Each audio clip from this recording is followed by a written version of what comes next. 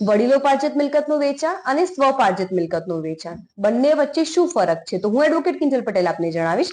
વડીલોપાર્જિત મિલકત એટલે કે જે પણ કોઈ જમીન, ઓફિસ, મકાન, ઘર તમને તમારા વડીલ તરફથી વારસામાં મળેલું છે, જે તમે પોતે તમારા પોતાના પૈસાથી ખરીદેલું નથી, તે મિલકતને કહેવામાં આવે છે વડીલોપાર્જિત મિલકત. અને તે મિલકત તમે તમારા વારસદારની સહમતિ વગર વેચાણ ન કરી શકો. અને જો તે મિલકત તમે તમારા વારસદારની સહમતિ વગર વેચાણ કરી દો છો, વેચાણ દસ્તાવેજ કરી દો છો, તો તમારા વારસદાર જો સહમત ન હોય તો તે વેચાણ દસ્તાવેજ રદ કરવા માટે તાલુકા કોર્ટમાં દાવો પણ કરી શકે છે. અને જો તે મિલકત ખરેખર વડીલોપાર્જિત છે તેવું સાબિત થઈ જશે તો કોર્ટ તે વેચાણ દસ્તાવેજ રદ કરવાનો હુકમ પણ કરી શકે છે.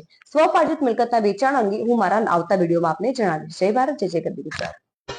મેલી દે મનવા મારા મારા કોઈ તારા નહીં હવાના